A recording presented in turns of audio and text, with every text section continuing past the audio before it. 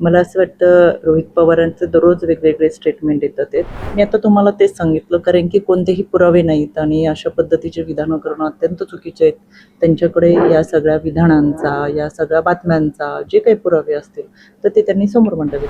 मोतीबिंदूचा ज्यांना त्रास आहे त्यांच्यावर आम्ही काही फार बोलू शकत नाही. मला वाटतं अशा पद्धतीचे प्रकरण मंत्रालयामध्ये होणं अत्यंत चुकीचं आहे आणि या सगळ्या घटनेचा तपास सुरू आहे. आपल्यासमोर सगळ्या बाबी ह्या लवकरच येतील.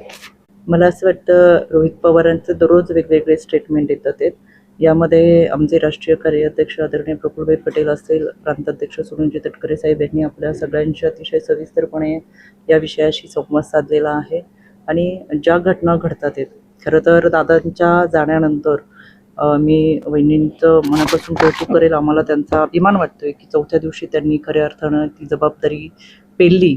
भावना महत्त्वाच्या आहेत, पण त्याच्या पलीकडे जाऊन जनसेवेची भावना आणि कर्तव्य महत्त्वाचं आहे हे त्यांनी त्यांच्या कृतीतून दाखवून दिलं. इतक्या दिवसांमध्ये अनेक व्यक्तींनी अनेक विधानं केलेली आहेत, पण मला असं वाटतं की आत्ता ती वेळ नाही की त्या सगळ्या विधानांना उत्तरं देता येतील. योग्य वेळी सगळ्या प्रश्नांची उत्तरं हे पक्षश्रेष्ठी देतीलच.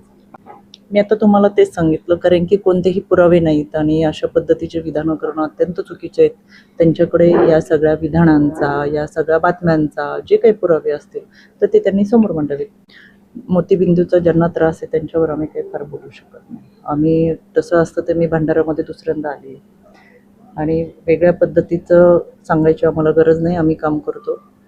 विरोधकांमध्ये राहून केवळ सत्ताधाऱ्यांवर बोलणं हे चर्चेत राहणं आणि आपल्या विरोधकांवर सत्ताधाऱ्यांवर टीका करणं हा विरोधकांचा एक कलमी कार्यक्रम आहे.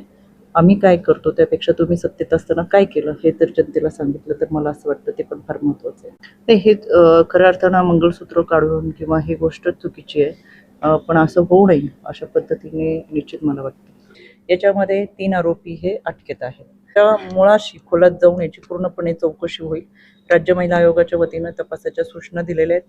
खरं तर हे प्रकरण बाल हक्क आयोगाकडचं आहे, पण महिला आयोग म्हणून आम्ही याच्यामध्ये निश्चितपणाने लक्ष घालू आणि याच्यामध्ये जो काही तपास समोर येतोय, जे काही पुरावे समोर येतात, जे काही प्रथमदर्शनी लोक आहेत किंवा केवळ इतकेच नाहीत, हे 6च आरोपी नाहीत, तर यामध्ये ड्रायव्हर कोण असेल किंवा बाळाला घेऊन जाण्याची मदत कोणी केली असेल, जे कोणी आरोपी असतील त्यांच्यावर कठोर कारवाई केली जाईल. यापूर्वी अशा घटना किंवा याच्यामध्ये कोण सहभागी आहेत आणि खऱ्या अर्थानं चुकीची डॉक्टरची डिग्री लावून अशा पद्धतीने अजून कोणाच्या फसवणूक केलेत का आणि याच्यामध्ये अगदी बँकेचे व्यवहार सुद्धा चेक केले गेलेले आहेत, फोनचे चॅटिंग चेक केले गेलेले आहेत की यामध्ये पैशाचा व्यवहार सुद्धा किती झालेला आहे ही सुद्धा माहिती यामध्ये घेतलेली आहे. हे 6 आरोपीच नाही तर याच्यामध्ये त्यांना मदत करणारी कोणी व्यक्ती असेल, डॉक्टरांची अजून कोणती ट्रीप असेल की अगदी ड्रायव्हर पासून त्यांना बाहेर घेऊन जाणारं तिथे काही परिचित, या सगळ्यांची चौकशी केली जाईल. तुम्ही ज्या अधिकाऱ्यांचं नाव सांगितलं मी पोलिसांना सूचना दिली की अधिकाऱ्याचा तपास करावा. अधिकाऱ्यांनी अशा पद्धतीची जर मागणी केली असेल